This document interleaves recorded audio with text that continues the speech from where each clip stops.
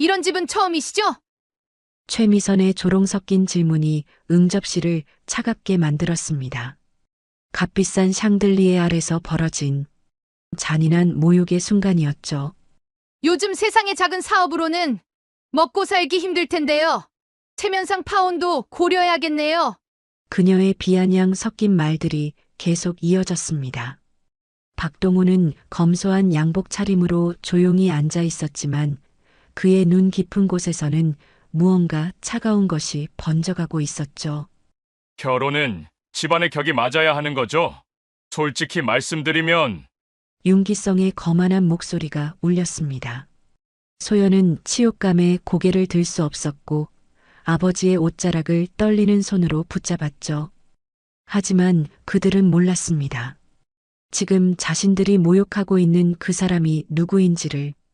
시간은 3주 전으로 거슬러 올라갑니다. 어디서 보고 계신지 댓글로 남겨주세요. 이 이야기가 어떻게 반전될지, 과연 진실은 무엇일지 끝까지 지켜봐 주세요. 서울 한남동 언덕 위 웅장한 철문이 천천히 열리며 그 너머로 펼쳐진 대저택의 모습이 드러났습니다. 가을 오후 햇살이 기와 지붕 위로 부드럽게 스며들고 있었고 넓은 정원을 가로지르는 화강석 길은 수십 년의 세월 동안 다져진 듯 견고하고 품격 있게 뻗어 있었죠.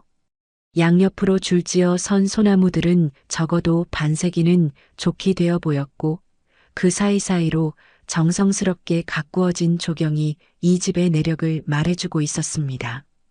현관문을 지나 응접실로 들어서자 값비싼 크리스털 샹들리에가 은은한 빛을 흩뿌리며 방 전체를 고급스럽게 감쌌습니다. 천장 높이는 4미터가 넘어 보였고 벽면을 따라 진열된 명품 도자기들과 고서들이 오랜 세월 동안 쌓인 교양과 품격을 자랑하고 있었죠. 이탈리아산 가죽 소파 위에는 정성스럽게 차려진 다과상이 놓여 있었고 100년초 차의 은은한 향기가 공간을 가득 채우고 있었습니다. 창가로는 한강이 멀리 내려다 보였고 늦가을 노을이 물결 위로 황금빛 물감을 뿌린 듯 아름다웠습니다. 윤기성 회장이 응접실을 천천히 둘러보며 깊은 만족감을 드러냈습니다. 그는 59세의 나이에도 불구하고 여전히 당당한 체격을 유지하고 있었고 값비싼 정장 차림새에서 중견 기업 회장다운 위엄이 풍겼죠. 마치 자신의 집인 양 가슴을 펴고 아내 최미선의 팔을 가볍게 두드렸습니다. 여보, 이런 집에서 상견례를 하다니. 우리 태준이가 정말 복이 있어요. 최미선은 57세의 나이가 무색할 정도로 화려하게 치장한 모습이었습니다. 명품 한복에 진주 목걸이, 그리고 손목에는 롤렉스 시계가 번쩍였죠. 그녀는 테이블 위에 놓인 청아백자 찻잔을 집어들며 찬찬히 살펴보았습니다.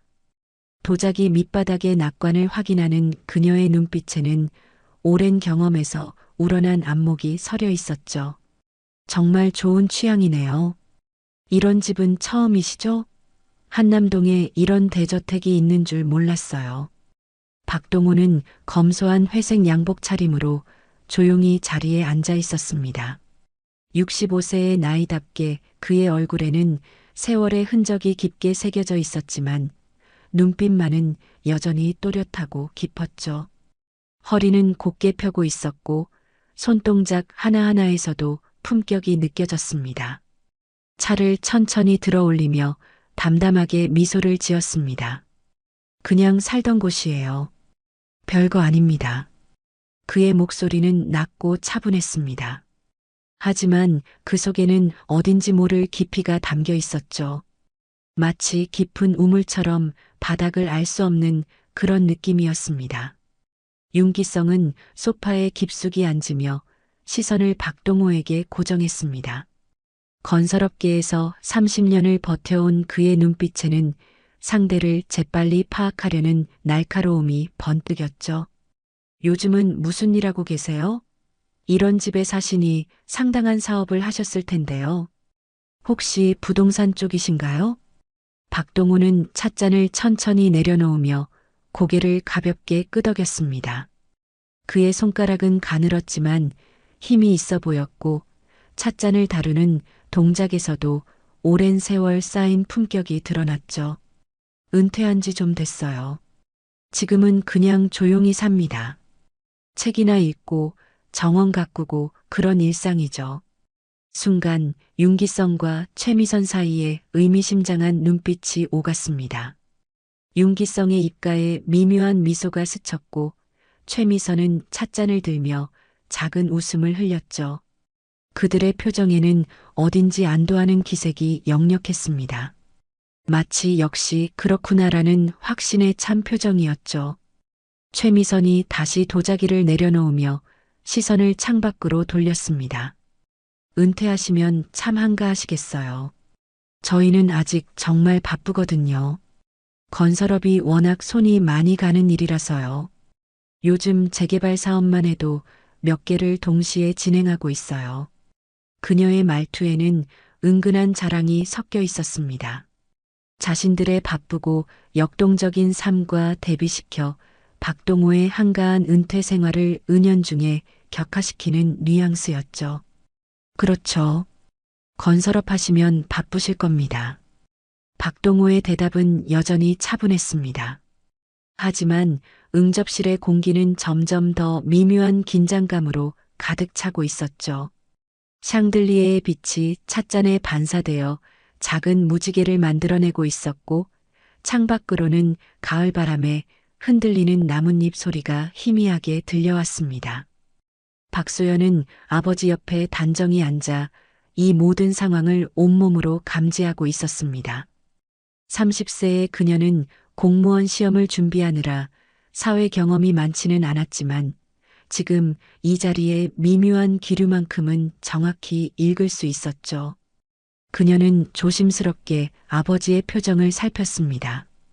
박동호의 얼굴은 여전히 평온했지만 소연은 아버지의 눈 깊은 곳에서 무언가 다른 빛이 스치는 것을 놓치지 않았습니다. 윤태주는 부모와 마주 앉은 소파에서 긴장한 듯 물만 계속 들이켜고 있었습니다. 33세의 그는 윤건설 부사장이라는 직함을 달고 있었지만 지금 이 자리에서는 그저 부모의 그늘에 가려진 아들일 뿐이었죠. 그는 간간히 소연을 바라봤지만 부모의 압도적인 기세에 눌려 제대로 말 한마디 꺼내지 못하고 있었습니다. 그의 손가락은 무의식 중에 바지춤을 만지작거리고 있었고 이마에는 얇은 땀방울이 맺혀 있었습니다. 윤기성이 몸을 앞으로 기울이며 더욱 직접적인 질문을 던졌습니다. 그런데 정확히 어떤 사업을 하셨던 건가요? 요즘 은퇴하시는 분들 보면 대부분 뭔가 기반이 있으셔야 이런 집에서 사실 수 있으니까요. 박동호는 잠시 침묵했습니다. 그 짧은 순간 동안 그의 눈빛이 미묘하게 변화했죠. 마치 깊은 생각에 잠긴 듯 했습니다. 작은 사업을 했었죠. 그리 대단한 건 아니었어요. 최미선이 찻잔을 내려놓으며 의미 있는 웃음을 지었습니다. 겸손하시네요. 하지만 요즘 세상의 작은 사업으로는 이런 집 유지하기가 쉽지 않거든요. 저희도 건설업 하면서 느끼는 건데 정말 큰 돈이 들어가요. 태준이 마침내 입을 열었습니다. 그의 목소리는 떨리고 있었죠. 아버지, 어머니, 소연이 아버지께서는 됐다, 태준아. 윤기성이 아들의 말을 단호하게 막으며 손을 들었습니다. 그의 눈빛에는 이미 결론을 내린 듯한 차갑고 확신에 찬 빛이 담겨 있었죠. 마치 더 이상 들을 필요가 없다는 듯한 표정이었습니다. 소연은 그 순간 가슴 깊은 곳에서 무언가 서늘한 감정이 올라오는 것을 느꼈습니다. 태준의 부모가 자신과 아버지를 어떤 시선으로 바라보고 있는지 이제 분명하게 알 수 있었죠. 상견례는 시작부터 보이지 않는 균열을 드러내고 있었습니다. 겉으로는 정중하고 예의 바른 대화가 오가고 있었지만 그 이면에는 서로 다른 계산과 판단이 교차하고 있었죠. 박동호의 검소한 차림과 조용한 말투는 윤기성 부부에게는 그들이 원하던 답을 주고 있는 듯했고, 소연은 그 모든 것을 지켜보며 앞으로 펼쳐질 일들에 대한 불길한 예감을 떨칠 수 없었습니다. 응접실에서의 어색한 대화가 끝나고 일행은 넓은 식당으로 자리를 옮겼습니다. 식당은 응접실보다도 더욱 웅장했죠. 12인용 원목 테이블이 중앙에 자리하고 있었고, 그 위로는 또 다른 크리스털 샹들리에가 화려한 빛을 뿌리고 있었습니다. 벽면을 따라 걸린 서예 작품들과 고급 도자기들이 이 집의 격조를 한층 더 높여주고 있었죠. 테이블 위에는 이미 정성스럽게 차려진 상차림이 놓여 있었습니다. 1982년산 샤토 마르고 와인이 크리스털 디켄터에 담겨 깊은 루비빛을 자랑하고 있었고, 그 옆으로는 명품 한정식이 예술품처럼 정갈하게 배치되어 있었죠. 전복과 해삼이 들어간 탕, 한우 등심구이, 그리고 제철 나물들이 각각의 백자 그릇에 담겨 한 폭의 그림 같았습니다. 각 자리마다 놓인 식기들은 모두 고급 도자기였고, 심지어 젓가락과 숟가락마저 은으로 만들어진 것들이었습니다. 하지만 이 화려한 상차림과는 달리 식탁을 둘러싼 분위기는 환영이 아니라 마치 엄격한 심사장 같았습니다. 윤기성과 최미선은 상석에 자리하며 마치 심사위원처럼 위험 있는 자세를 취했죠. 그들의 눈빛에는 이미 결론을 내린 듯한 차가운 확신이 서려 있었습니다. 최미선이 와인 잔을 들어 올리며 소연을 위아래로 훑어보았습니다. 그녀의 시선은 소연의 소박한 원피스 차림에서 오래 머물렀죠. 소연은 백화점에서 신중하게 고른 네이비 원피스를 입고 있었지만 최미선의 명품 한복과 화려한 액세서리에 비하면 초라해 보일 수밖에 없었습니다. 소연 씨, 평소에 쇼핑은 어디서 하세요? 백화점 VIP실 같은 곳은 다녀보셨나요? 최미선의 목소리에는 은근한 조롱이 섞여 있었습니다. 겉으로는 관심 있는 질문 같았지만 그 이면에는 상대방을 격화시키려는 의도가 분명히 드러나 있었죠. 소연은 잠시 당황하며 아버지를 바라봤습니다. 박동호는 여전히 차분한 표정으로 음식을 드시고 계셨지만 소연은 아버지의 미묘한 표정 변화를 놓치지 않았습니다. 그냥 평범하게 쇼핑해요. 특별한 곳은 잘 안 가봤어요. 아, 그러시구나. 결혼하시면 좀 더 신경 쓰셔야 할 텐데. 최미선의 말은 마치 소연에게 조언을 해주는 듯 했지만 실제로는 그녀의 현재 수준을 깎아내리는 것이었습니다. 윤기성은 와인을 음미하며 박동호를 바라봤습니다. 그의 눈빛에는 탐색하는 기색이 더욱 짙어져 있었죠. 박 회장님, 은퇴 후에는 어떤 수입으로 생활하고 계신지 궁금합니다. 그의 질문은 직설적이었습니다. 더 이상 돌려서 묻지 않겠다는 의지가 담겨 있었죠. 식탁의 다른 사람들도 모두 박동호를 바라봤습니다. 박동호는 젓가락을 천천히 내려놓고 미소를 지었습니다. 그의 미소는 여전히 온화했지만 어딘지 쓸쓸한 기색이 스쳤죠. 검소하게 살 뿐입니다. 필요한 만큼만 쓰고 사는 거죠. 하지만 현실적으로 생각해 보세요. 뭐 제대로 된 수입이 있어야 먹고 살지 않겠습니까? 윤기성의 추궁은 계속되었습니다. 그는 마치 사업 상대방의 재정 상태를 파악하듯 집요하게 물어댔죠. 박동호는 잠시 침묵했습니다. 그 짧은 순간 동안 식탁 위로는 무거운 정적이 흘렀죠. 샹들리에의 빛만이 은은하게 흔들리고 있었습니다. 그럭저럭 살만합니다. 윤기성이 몸을 앞으로 기울이며 더욱 직접적으로 나왔습니다. 결혼이라는 게 단순히 두 사람만의 문제가 아니지 않습니까? 집안의 격이 맞아야 하는 거죠. 솔직히 말씀드리면 저희 윤건설은 업계에서 인정받는 중견기업입니다. 그의 말에 소연은 고개를 떨궜습니다. 가슴 깊은 곳에서 무언가 뜨거운 것이 치밀어 올랐지만 그녀는 그것을 꾹 눌러 참았죠. 손가락 끝이 미세하게 떨리고 있었습니다. 최미선이 여기에 맞장구를 쳤습니다. 맞아요. 요즘 결혼 준비하는데도 돈이 얼마나 많이 드는지 아세요? 예단만 해도 5천만 원은 기본이고 신혼집도 마련해야 하잖아요. 적어도 강남 쪽 아파트 정도는 되어야 체면이 서죠.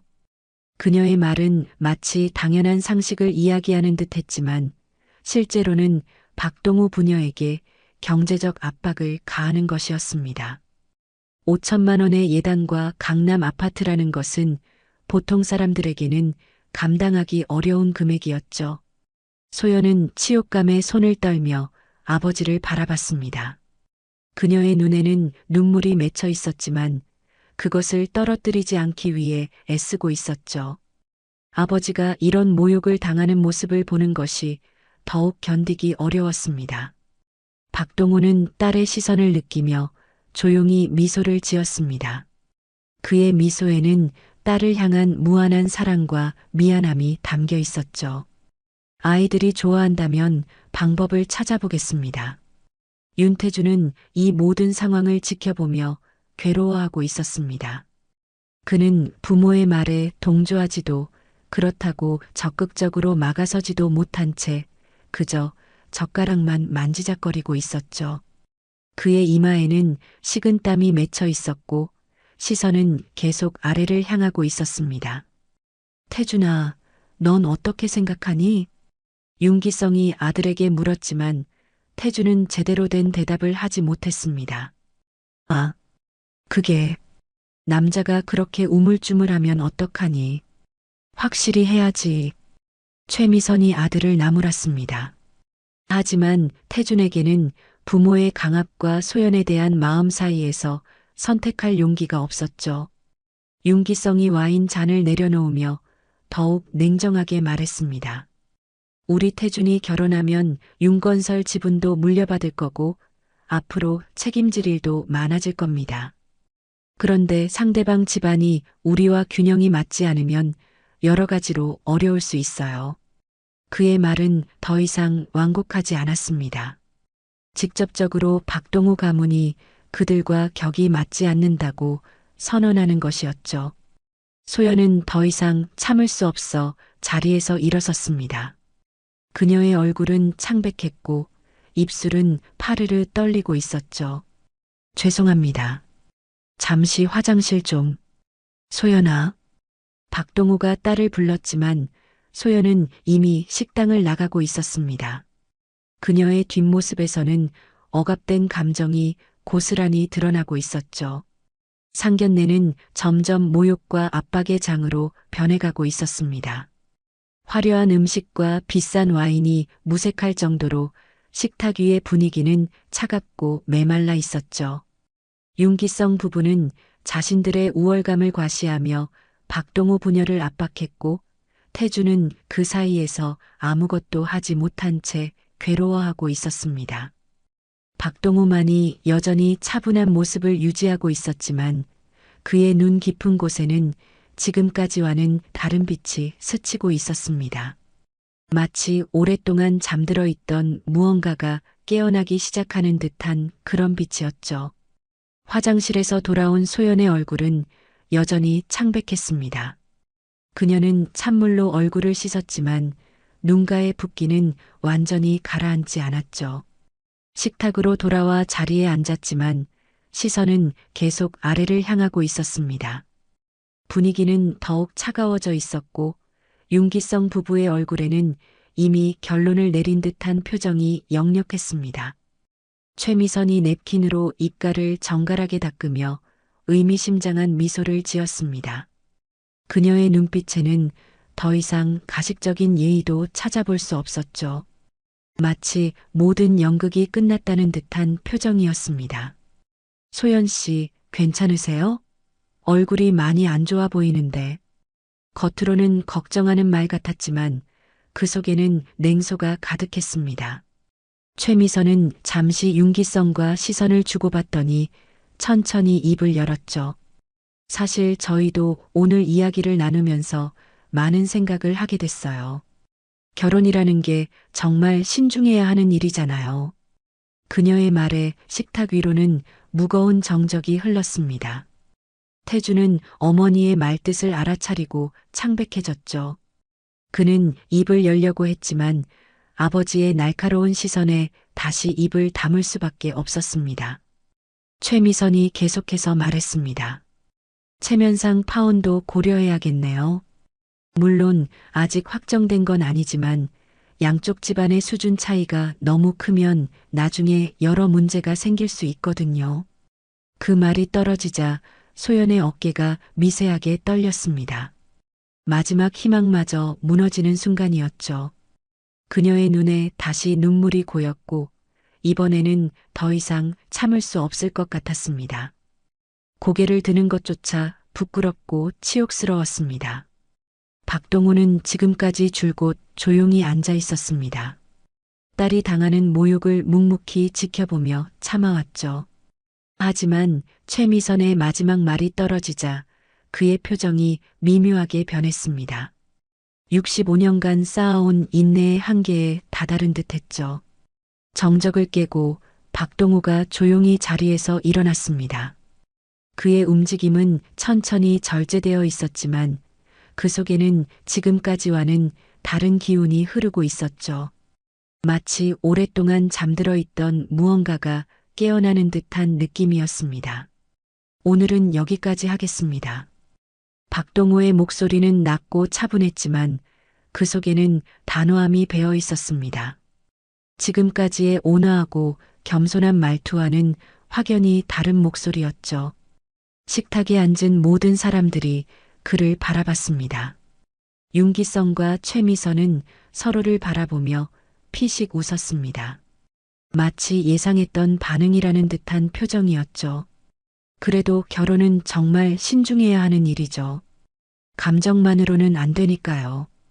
윤기성의 말에는 비아냥이 가득했습니다.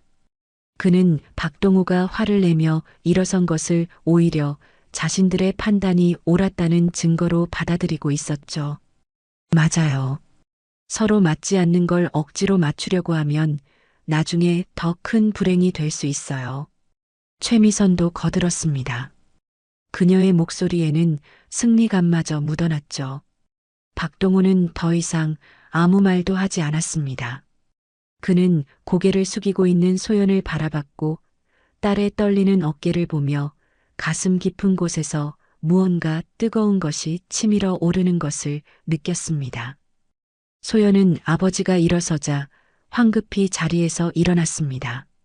그녀는 아버지의 옷자락을 조심스럽게 잡으며 고개를 숙였죠. 눈물이 떨어질까봐 고개를 들 수 없었습니다. 아버지. 소연의 목소리는 간신히 들릴 정도로 작았습니다. 그녀는 이 모든 상황이 자신 때문이라는 죄책감에 짓눌려 있었죠. 태준이 마침내 자리에서 일어났습니다. 그의 얼굴은 창백했고 입술은 파르르 떨리고 있었죠. 소연아, 잠깐. 하지만 박동우와 소연은 이미 식당을 나가고 있었습니다. 태준은 그들의 뒷모습을 바라보며 한 걸음 내디디려 했지만 아버지의 차가운 시선에 발이 묶여버렸습니다. 태준아, 앉아라. 저런 사람들과 뭘 더 이야기하겠니? 윤기성의 목소리는 냉정했습니다. 태준은 결국 다시 자리에 앉을 수밖에 없었죠. 박동우와 소연이 현관을 나서는 동안 윤기성 부부는 여전히 식탁에 앉아 있었습니다. 그들의 얼굴에는 만족스러운 표정이 떠올라 있었죠.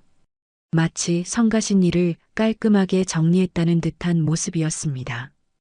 대문을 나서는 순간 뒤에서 윤기성과 최미선의 낮은 대화 소리가 들려왔습니다. 역시 급이 안 맞네. 처음부터 예상했던 일이야. 그러게요. 태준이한테는 더 좋은 집 딸을 찾아줘야겠어요. 재벌가는 아니더라도 최소한 우리와 비슷한 수준은 되어야죠. 그들의 목소리는 의도적으로 박동우와 소연이 들을 수 있을 만큼 크게 들렸습니다. 마지막 모욕이었죠.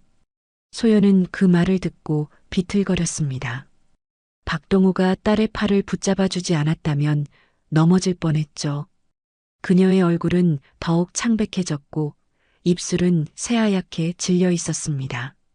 현관 앞에 대기하고 있던 검은색 제네시스 세단에 올라탔습니다. 운전석에는 늘 박동호를 모시던 기사 김 씨가 앉아 있었죠.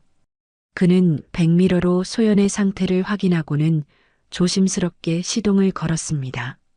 차가 움직이기 시작하자 소연은 더 이상 참을 수 없었습니다. 지금까지 애써 참아왔던 눈물이 한꺼번에 쏟아져 내렸죠.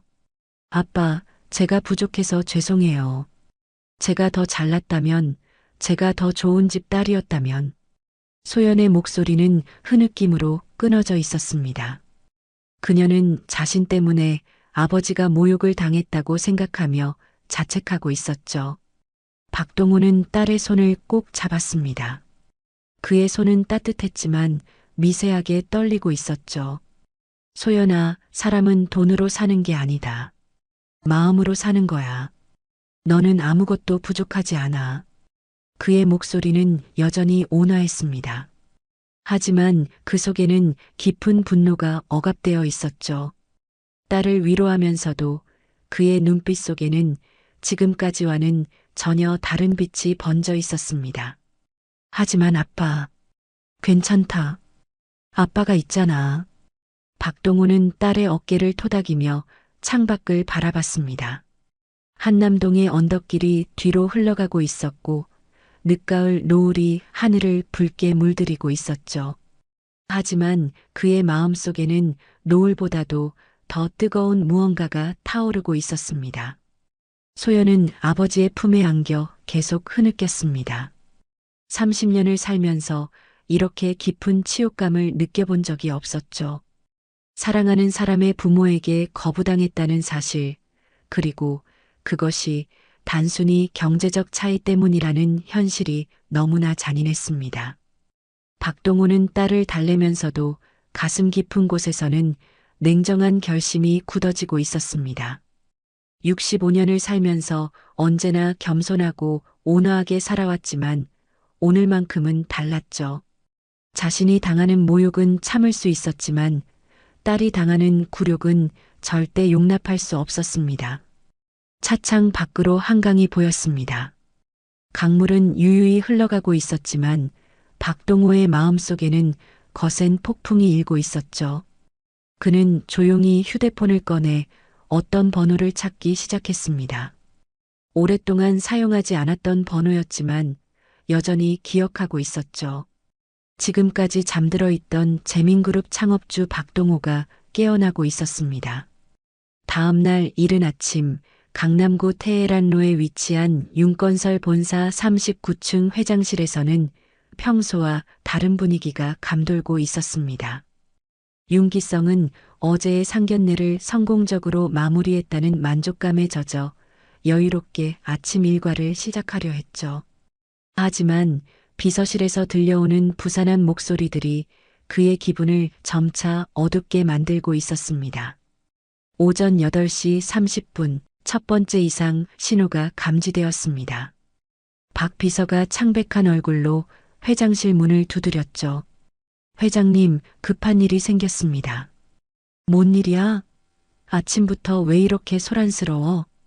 윤기성은 커피를 마시며 여전히 여유로운 모습이었습니다. 하지만 박 비서의 다음 말에 그의 표정이 굳어지기 시작했죠. 주요 협력사들에서 계약 해지 통보가 들어오고 있습니다. 대성건자재, 한양철강, 그리고 동진시멘트까지. 윤기성의 손에서 커피 잔이 떨렸습니다.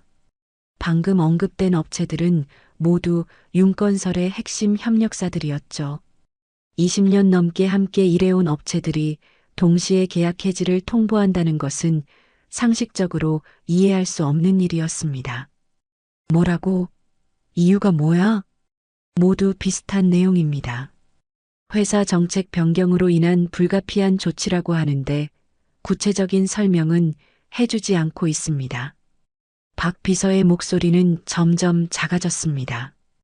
그녀도 30년 넘게 윤건설에서 일해왔지만 이런 상황은 처음이었죠.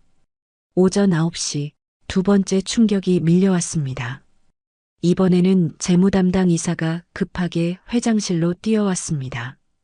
회장님, 큰일 났습니다. 국민은행에서 연락이 왔는데 다음 주 만료되는 운영자금 대출 50억 원의 만기 연장을 거절한다고 합니다. 윤기성은 의자에서 벌떡 일어났습니다. 그의 얼굴이 순식간에 붉어졌죠. 뭐, 지금까지 한 번도 연체한 적 없는데 왜 갑자기?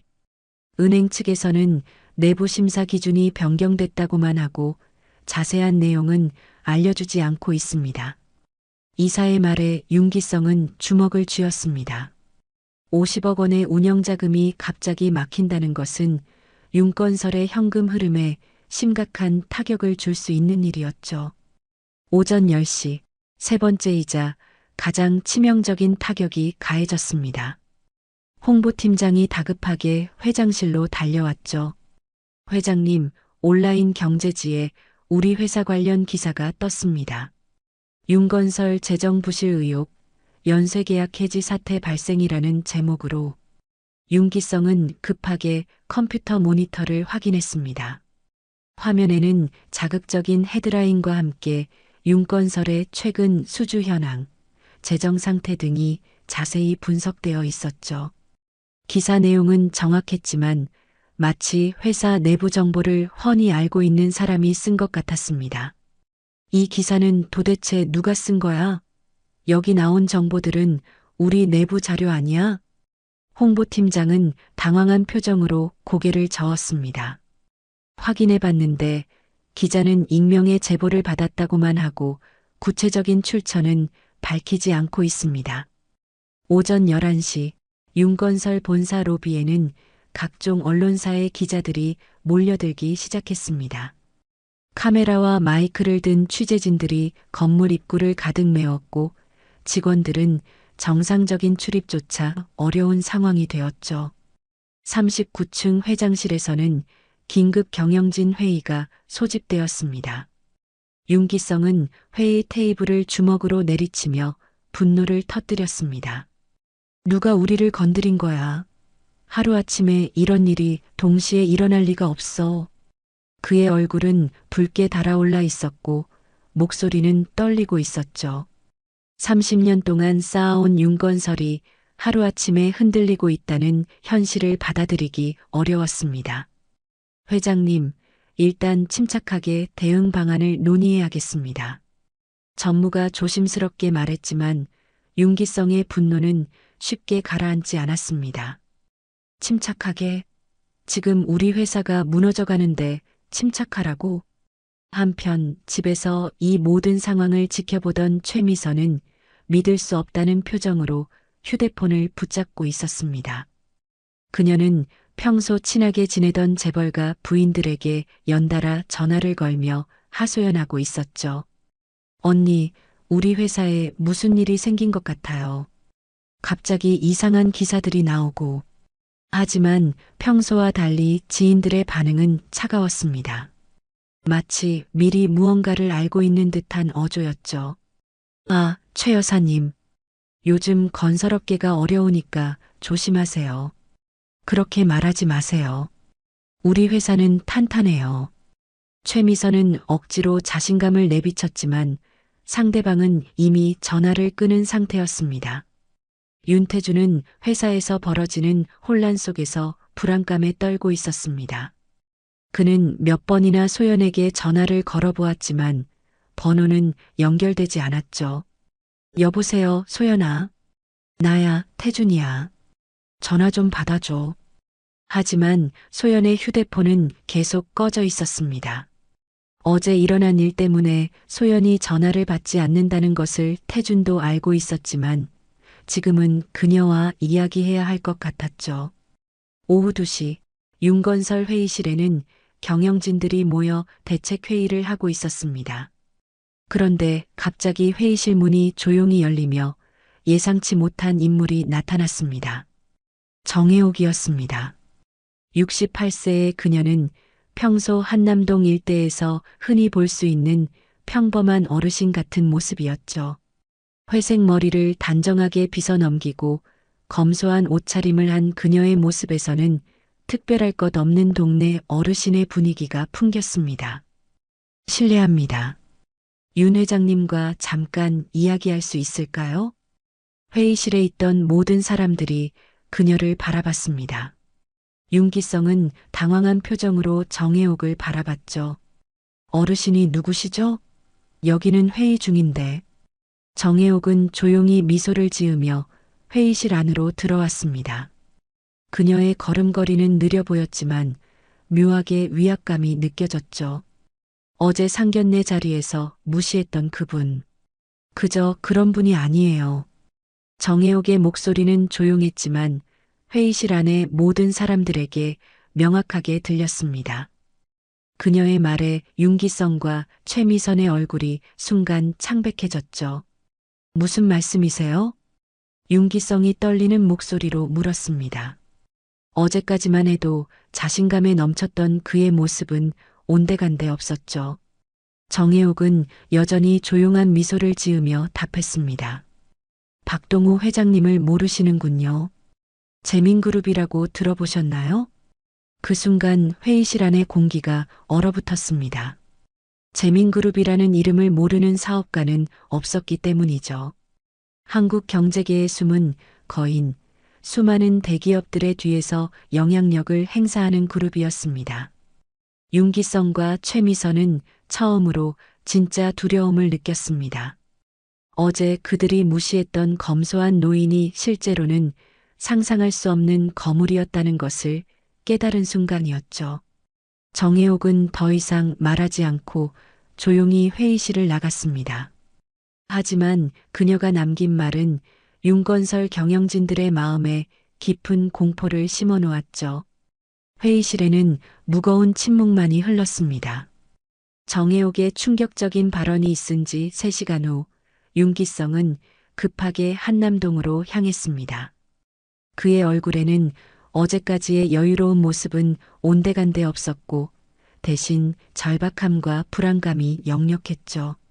차 안에서 그는 계속 손을 비비며 무언가를 중얼거리고 있었습니다. 재민그룹이라니. 설마 그 재민그룹이겠어? 하지만 마음 한편으로는 여전히 의구심이 남아 있었습니다. 어제 본 박동호의 검소한 모습이 거대 그룹의 회장이라는 사실과 쉽게 연결되지 않았기 때문이죠. 한남동 대저택 앞에 도착한 윤기성은 깊은 숨을 들이쉬고 초인종을 눌렀습니다. 곧 익숙한 모습의 박동호가 나타났죠. 어제와 똑같은 검소한 차림이었지만 왠지 그의 존재감이 다르게 느껴졌습니다. 어제 불쾌하셨다면 진심으로 사과드리겠습니다. 윤기성은 애써 고개를 숙였습니다. 59년을 살면서 이렇게 머리를 숙여본 적이 몇 번이나 있었을까요? 하지만 지금은 어쩔 수 없었죠. 회사의 존폐가 걸린 문제였습니다. 박동우는 아무 말 없이 그를 바라보기만 했습니다. 그의 시선은 담담했지만 그 속에는 어제와는 다른 무언가가 흐르고 있었죠. 윤기성은 계속해서 말했습니다. 우리 부부가 예의에 어긋났습니다. 하지만 투자만은 거두지 말아주시오. 수많은 직원들이 있고 그들 가족들의 생계가 걸린 문제입니다.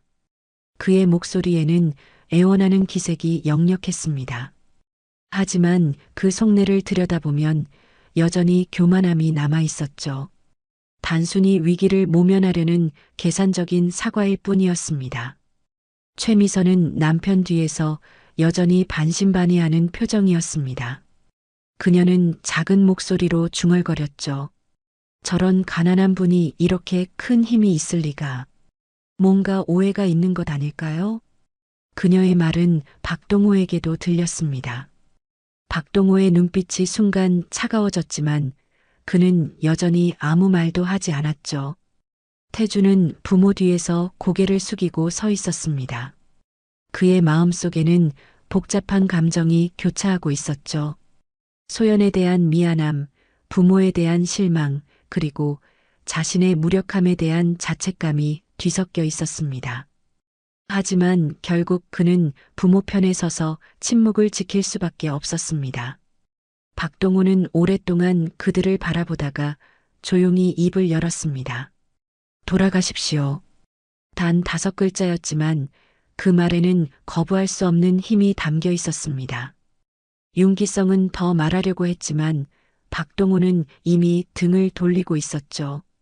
현관문이 닫히자 윤기성 부부의 얼굴은 순간 일그러졌습니다. 지금까지 억누르고 있던 분노가 터져나왔죠. 별 볼일 없는 사람인 줄 알았는데 감히 우리를 무시해? 최미선의 목소리에는 격한 분노가 섞여 있었습니다. 자존심에 상처를 입은 그녀는 주먹을 쥐고 떨고 있었죠. 조용히 해. 지금은 우리가 불리한 입장이야. 윤기성도 마찬가지로 분노하고 있었지만 현실적인 판단을 잃지는 않았습니다. 하지만 그의 가슴 속에는 복수심이 타오르고 있었죠. 차 안의 분위기는 얼어붙었습니다. 태주는 뒷좌석에서 아무 말도 하지 못한 채 창밖만 바라보고 있었고 부모는 각자의 분노와 굴욕감에 잠겨 있었죠. 집으로 돌아온 윤가의 분위기는 장례식장처럼 무거웠습니다. 평소 화려하고 웅성거리던 집안이 갑자기 적막에 쌓였죠. 최미선은 거실 소파에 주저앉아 멍하니 천장을 바라보고 있었고 윤기성은 서재에 틀어박혀 전화기만 붙잡고 있었습니다. 여보세요? 김전무? 나야, 윤기성이야. 혹시 재민그룹 쪽 사람들과 연결해 줄 수 있어? 하지만 평소 친하게 지내던 사람들조차 이상하게 냉담한 반응을 보였습니다. 마치 미리 무언가를 알고 있는 듯한 어조였죠. 한편 언론의 공세는 더욱 거세져 갔습니다. 온라인 뉴스에는 연일 윤건설 관련 기사가 쏟아져 나왔고 그 내용들은 점점 더 구체적이고 치명적이었죠. 윤건설, 주요 협력사 7곳과 계약 해지, 자금난 심화 우려, 윤건설 내부 자료 유출, 부실 경영 의혹 증폭, 건설업계 관계자, 윤건설 회생 어려울 것 전망. 기사들은 마치 회사 내부 사정을 훤히 꿰고 있는 사람이 쓴 것 같았습니다. 정확한 수치와 구체적인 내용들이 나열되어 있었고 그것들은 모두 사실이었죠. 윤건설 본사에서는 직원들의 동요가 시작되었습니다.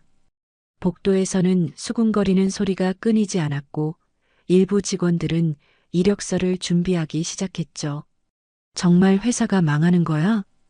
이런 적은 처음이야. 30년 동안 다니면서 다른 회사 알아봐야 하는 거 아니야?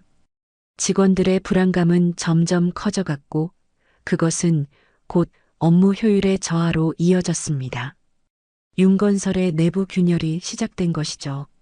39층 회장실에서 윤기성은 창밖을 내다보며 주먹을 꽉 쥐고 있었습니다. 테헤란로의 빌딩 숲이 평소와 똑같이 보였지만 그의 눈에는 모든 것이 달라 보였죠. 이게 끝이 아닐 거야. 그의 직감이 맞았습니다. 지금까지 일어난 일들은 단순한 경고에 불과했죠. 진짜 폭풍은 아직 시작되지도 않았습니다. 저녁 무렵 박동호는 한남동 대저택의 서재에서 조용히 차를 마시고 있었습니다. 창밖으로는 한강이 내려다 보였고 노을이 강물 위로 황금빛 물결을 만들어내고 있었죠. 하지만 그의 마음은 고요하지 않았습니다. 책상 위에는 두꺼운 파일 몇 개가 놓여 있었습니다. 윤건설과 관련된 모든 자료들이었죠. 재정 상태, 주요 프로젝트, 협력사 현황, 심지어 윤기성 개인의 자산 현황까지 상세하게 정리되어 있었습니다. 박동호는 천천히 파일을 넘기며 무언가를 생각하고 있었습니다.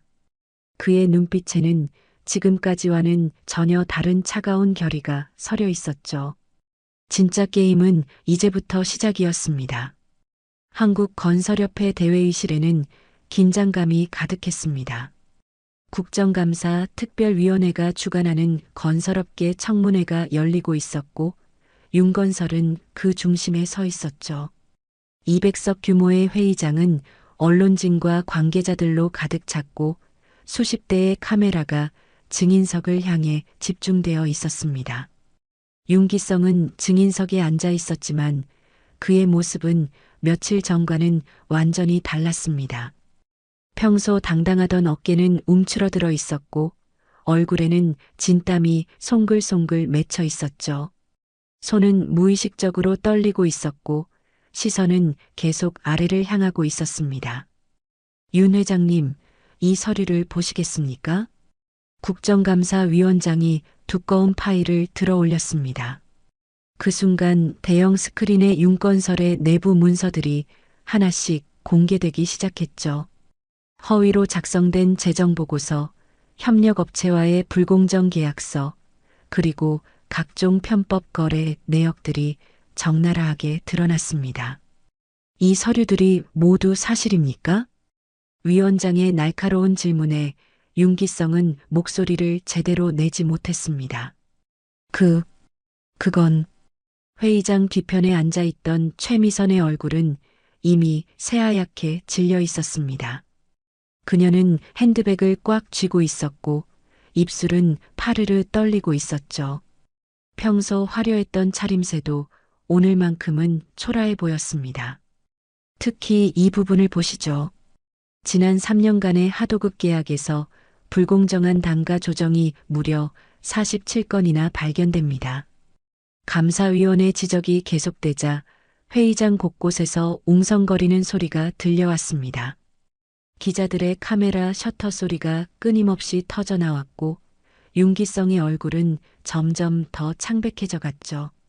또한 작년 재개발 사업에서의 특혜 의혹도 심각한 수준입니다. 이에 대해 어떻게 설명하시겠습니까? 윤기성은 물을 마시려 했지만 손이 너무 떨려서 컵을 제대로 잡을 수도 없었습니다. 30년간 쌓아온 윤건설의 명성이 한순간에 무너져 내리고 있는 순간이었죠. 그때 회의장 뒤편에서 한 젊은 기자가 손을 들었습니다. 경제 전문지 기자로 보이는 그는 날카로운 눈빛으로 윤기성을 바라보고 있었죠. 위원장님, 질문이 있습니다. 말씀하십시오. 윤 회장님, 이번 사태와 관련해서 한 가지 궁금한 점이 있습니다. 혹시 이번 사태의 배후에 있는 최대 주주가 누구인지 아십니까? 기자의 질문에 회의장이 순간 조용해졌습니다. 윤기성은 당황한 표정으로 기자를 바라봤죠. 무슨 말씀이십니까? 곧 알게 되실 겁니다. 기자가 노트북을 조작하자 회의장 앞쪽의 대형 스크린이 바뀌었습니다. 그리고 그곳에 한 줄의 문구가 또렷하게 떠올랐죠. 박동호 재민그룹 창업주 겸 회장. 그 순간 회의장 전체가 술렁이기 시작했습니다. 재민그룹이라는 이름을 모르는 사람은 없었기 때문이죠. 한국 경제계의 숨은 거인, 수많은 대기업들의 실질적 지배주주로 알려진 그룹의 이름이었습니다. 윤기성과 최미선의 얼굴은 순간 핏기를 잃었습니다. 그들은 서로를 바라보며 믿을 수 없다는 표정을 지었죠. 며칠 전 자신들이 모욕했던 그 검소한 노인이 바로 재민그룹의 창업주였다는 사실을 받아들이기 어려웠습니다. 또한 한 가지 더 흥미로운 사실이 있습니다. 기자가 계속해서 말했습니다. 스크린에는 부동산 등기부등본이 나타났죠. 지난주 상견례가 열렸던 한남동 대저택의 실소유주도 박동호 회장님인 것으로 확인됩니다. 이번에는 회의장 전체가 웅성거렸습니다. 상견례가 열린 그 집이 실제로는 박동호의 소유였다는 것, 그리고 윤가 부부가 그 집에서 집주인을 모욕했다는 아이러니가 모든 사람들에게 전해졌죠. 그때 회의장 뒤편 문이 조용히 열렸습니다. 검소한 회색 양복을 입은 박동호가 천천히 들어왔죠. 그의 걸음걸이는 여전히 느리고 조용했지만 회의장에 있는 모든 사람들의 시선이 그에게 집중되었습니다. 박동호는 회의장 중앙 통로를 따라 걸어가며 윤기성을 바라봤습니다. 그의 눈빛에는 지난 며칠간 쌓였던 모든 분노와 실망이 차갑게 응축되어 있었죠. 증인석 앞에 도착한 박동호는 마이크 앞에 섰습니다. 회의장은 마치 시간이 멈춘 것처럼 고요해졌죠. 윤기성은 의자에서 일어나려 했지만 다리에 힘이 빠져서 제대로 설 수도 없었습니다. 그 집에서 나를 내쫓은 건 제 딸이 아니라 당신들이었소. 박동호의 목소리는 낮고 차분했지만 그 속에는 거부할 수 없는 위력이 담겨 있었습니다. 마이크를 통해 전해진 그의 음성은 회의장 구석구석까지 명확하게 들렸죠. 윤기성은 입을 벌렸지만 아무 소리도 나오지 않았습니다. 그의 얼굴은 완전히 창백해져 있었고 온몸이 떨리고 있었죠. 며칠 전 자신이 얼마나 큰 실수를 저질렀는지 이제야 완전히 깨닫게 된 순간이었습니다. 최미선은 뒷좌석에서 고개를 숙이고 있었습니다. 평소 당당하던 그녀의 모습은 온데간데 없었고 어깨는 작게 떨리고 있었죠. 체면상 파혼을 고려해야겠다고 말했던 자신의 말이 되돌아와 가슴을 찌르고 있었습니다. 제가 재민그룹을 창업한 지 40년이 됩니다. 박동호가 계속해서 말했습니다. 그의 목소리는 여전히 조용했지만 회의장에 있는 모든 사람들이 숨을 죽이고 들었죠. 40년간 이 나라 경제 발전에 기여하며 살아왔습니다. 하지만 돈이 사람의 가치를 결정한다고 생각해 본 적은 없습니다. 그의 말에 회의장 곳곳에서 고개를 끄덕이는 사람들이 보였습니다. 기자들의 카메라는 계속해서 이 역사적인 순간을 기록하고 있었죠. 윤태주는 어머니 옆에 앉아 있었지만 그의 얼굴은 부끄러움으로 가득했습니다. 자신이 사랑했던 소연의 아버지가 이런 분이었다는 것을 이제야 알게 된 것이죠. 그리고 자신의 부모가 그분에게 얼마나 큰 모욕을 가했는지도 깨달았습니다. 당신들이 제 딸에게 가한 모욕은 절대 용서할 수 없습니다. 박동호의 마지막 말이 떨어지자 회의장은 완전한 정적에 휩싸였습니다. 윤기성은 고개를 들지 못한 채 떨고 있었고 최미선은 핸드백으로 얼굴을 가리고 있었죠. 국정감사위원장이 마이크를 켰습니다. 박 회장님의 증언을 들었습니다. 이번 사건의 전말이 명확해진 것 같군요. 회의장 밖으로는 이미 이 소식이 실시간으로 전해지고 있었습니다. 온라인 뉴스에는 재민그룹 창업주 직접 증언, 상견례 모욕 사건의 전말 등의 헤드라인이 올라오고 있었죠. 박동호는 더 이상 말하지 않고 조용히 회의장을 나갔습니다. 그의 뒷모습을 바라보는 윤가 부부의 얼굴에는 절망과 후회가 가득했죠. 하지만 이것은 시작에 불과했습니다. 진짜 폭풍은 이제부터였죠. 청문회가 끝난 후 재민그룹 본사 최고층 회장실에서는 또 다른 진실이 밝혀지고 있었습니다. 53층에 위치한 이 공간은 한강과 서울 시내가 한눈에 내려다 보이는 웅장한 곳이었죠. 벽면을 가득 채운 서가에는 경영학과 철학 서적들이 빼곡히 꽂혀 있었고 중앙에는 30년 된 원목 책상이 자리하고 있었습니다. 박동호는 가죽 의자에 앉아 두꺼운 파일을 펼쳐놓고 있었습니다. 그 파일에는 지난 6개월간 수집된 윤건설의 모든 정보가 담겨 있었죠. 재정 상태, 경영진 인사, 심지어 윤기성 개인의 성향과 가족관계까지 세세하게 조사된 자료들이었습니다. 사실 저는 수개월 전부터 윤건설의 부실을 파악하고 있었습니다. 박동호가 조용히 말했습니다. 방 안에는 재민그룹의 핵심 임원들과 정혜옥이 함께 앉아 있었죠. 그들은 모두 진지한 표정으로 박동호의 말에 귀 기울이고 있었습니다. 태준이라는 청년이 소연이와 연애한다고 했을 때부터 조사를 시작했죠. 사업가의 아들과 제 딸이 만난다면 상대방이 어떤 사람인지 알아야 한다고 생각했습니다.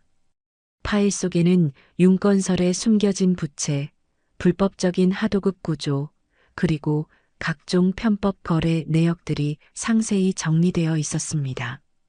재민그룹의 정보력과 조사 능력이 어느 정도인지를 보여주는 자료들이었죠. 정혜옥이 고개를 끄덕이며 말했습니다. 상견례를 회장님 댁에서 하신 것도 의도가 있으셨군요. 그렇습니다.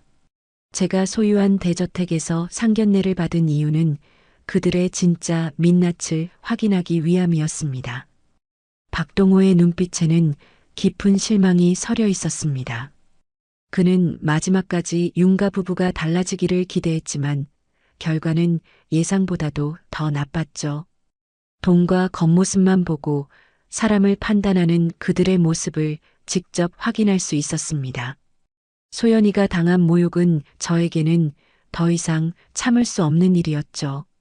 한편 윤건설 본사에서는 절망적인 상황이 계속되고 있었습니다. 청문회 이후 회사의 신용도는 바닥으로 떨어졌고 주가는 연일 하한가를 기록하고 있었죠.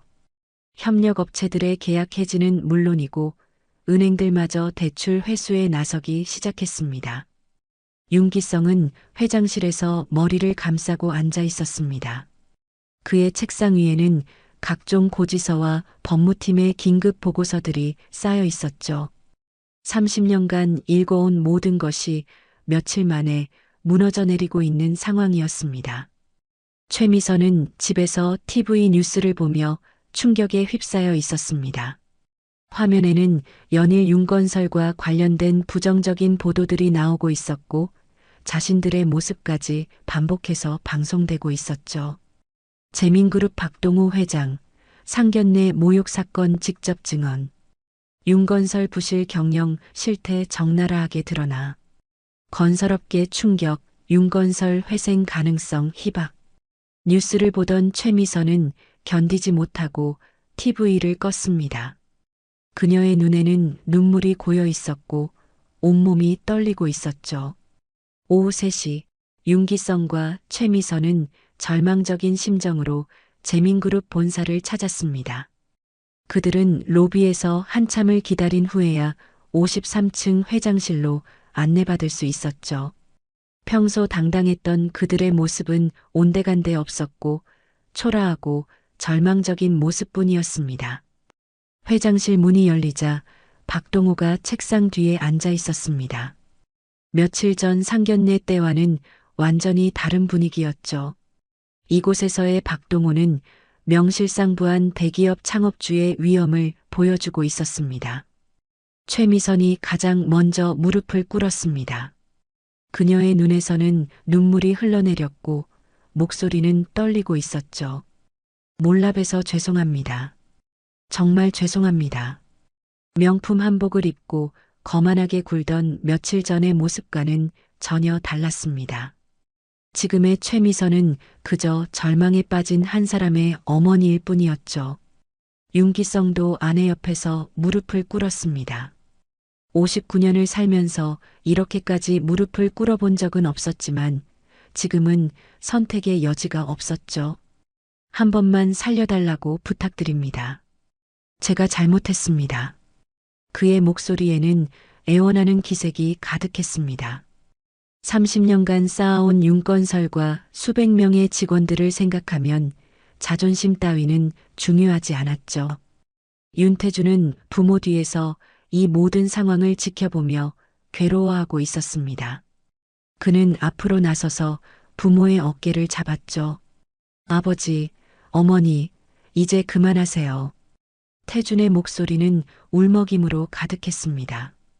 자신의 부모가 이렇게까지 무릎을 꿇는 모습을 보는 것이 견디기 어려웠죠. 하지만 동시에 부모가 저지른 일에 대한 부끄러움도 막을 수 없었습니다. 박동호는 무릎 꿇은 그들을 내려다보며 차가운 표정을 유지했습니다. 그의 눈빛에는 동정이나 용서 같은 것은 찾아볼 수 없었죠. 돈과 체면이 전부인 사람들과는 가족이 될 수 없소. 박동호의 목소리는 단호했습니다. 그 말에는 더 이상 논의할 여지가 없다는 확고한 의지가 담겨 있었죠.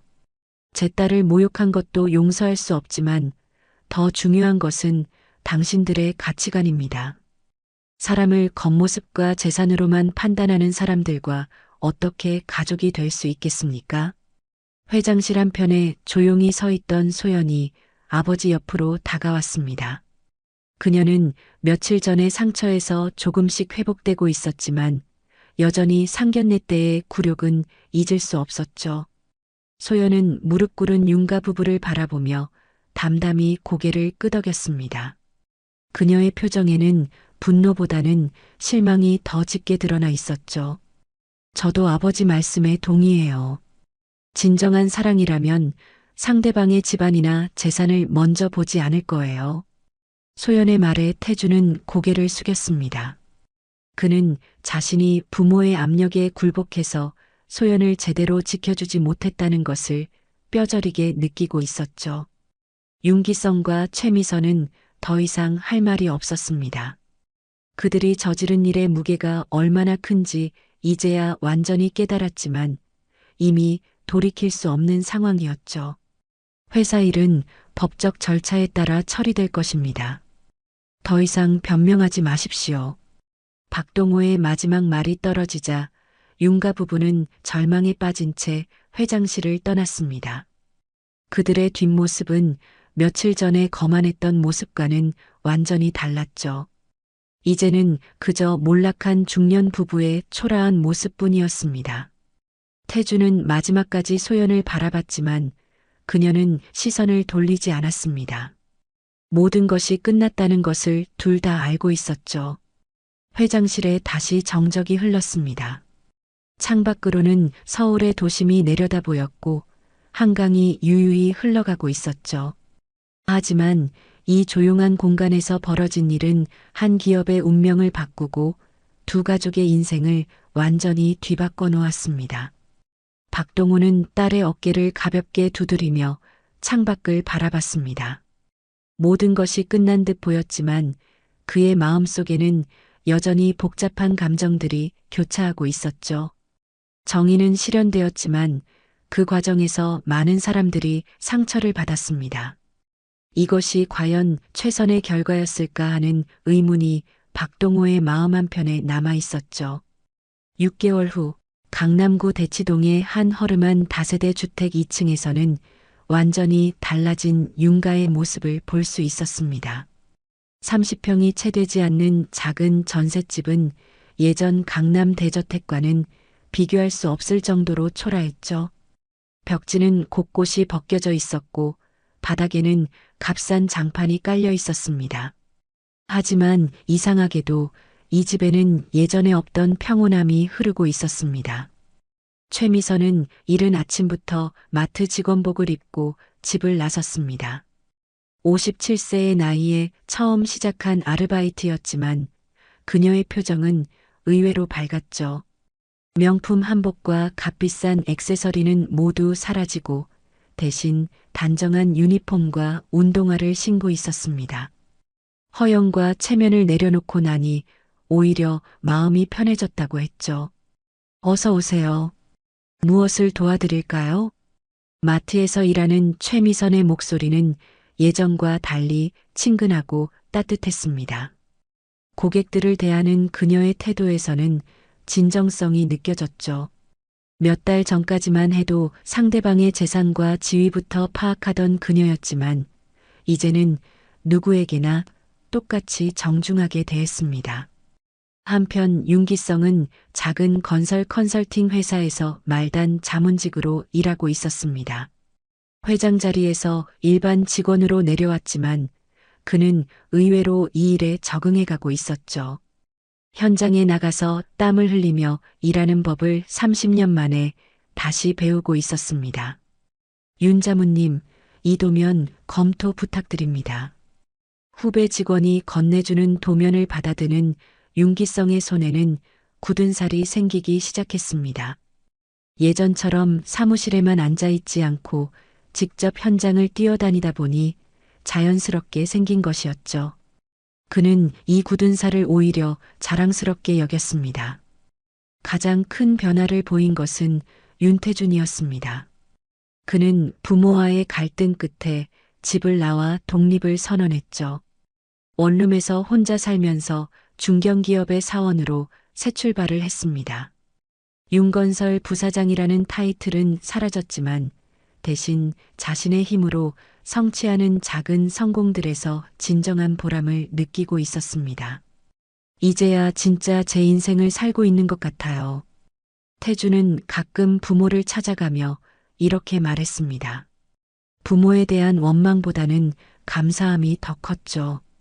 이 모든 일이 없었다면 자신은 영원히 부모의 그늘에서 벗어나지 못했을 거라고 생각했습니다. 한남동 대저택에서는 여전히 평온한 일상이 이어지고 있었습니다. 박동호는 아침마다 정원을 가꾸며 하루를 시작했죠. 화려했던 재민그룹 회장 시절의 모습보다는 검소한 은퇴 노인의 모습이 그에게는 더 자연스러워 보였습니다. 안녕하세요, 박 회장님. 동네 주민들이 인사를 건네면 박동호는 언제나 정중하게 답례했습니다. 그의 정체가 알려진 후에도 그는 변하지 않았죠.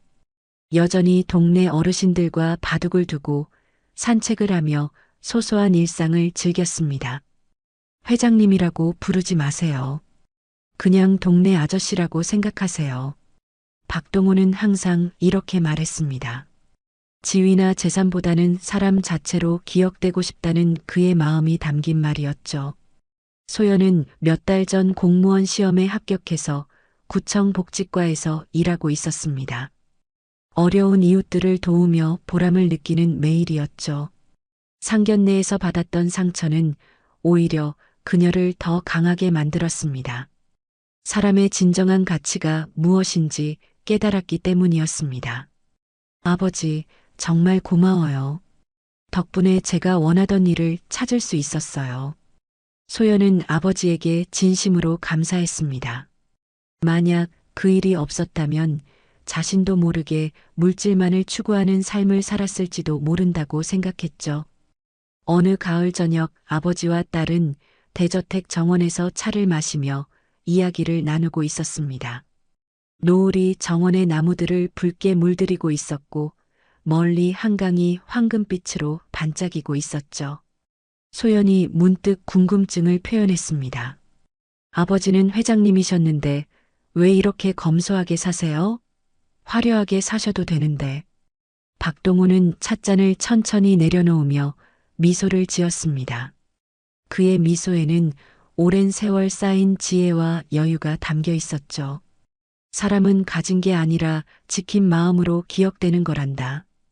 그의 말에 소연은 고개를 끄덕였습니다. 아버지의 말뜻을 완전히 이해할 수 있었죠.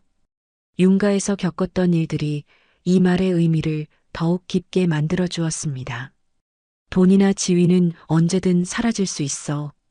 하지만 사람의 마음 그리고 다른 사람들에게 베푼 선함은 영원히 남는 법이지. 박동호는 계속해서 말했습니다.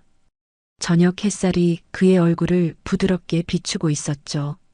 그래서 아버지는 재민그룹을 만들 때도 지금 은퇴해서 살 때도 늘 같은 마음을 지키려고 노력해왔단다. 겸손함과 진실한 말이야. 소연은 아버지의 손을 꼭 잡았습니다. 이런 아버지의 딸로 태어난 것이 자랑스러웠죠. 저녁 햇살이 대저택 정원 전체를 황금빛으로 물들이고 있었습니다. 오래된 소나무들 사이로 스며드는 빛은 마치 축복처럼 따뜻했죠. 정성스럽게 가꾸어진 화단의 국화들이 가을바람에 살랑거리고 있었고 연못에서는 잉어들이 유유히 헤엄치고 있었습니다. 멀리서 들려오는 저녁 종소리와 함께 하루가 저물어가고 있었습니다. 박동호와 소연은 조용히 차를 마시며 이 평화로운 순간을 만끽했죠. 몇 달 전에 시련이 있었기에 지금의 평온함이 더욱 소중하게 느껴졌습니다. 한편 작은 전셋집에서도 윤가 가족들은 각자의 방식으로 하루를 마무리하고 있었습니다. 최미선은 마트에서 돌아와 직접 저녁을 준비했고 윤기성은 현장에서 받아온 도면을 검토하고 있었죠. 예전처럼 화려하지는 않았지만 이상하게도 집안 분위기는 더 화목해졌습니다.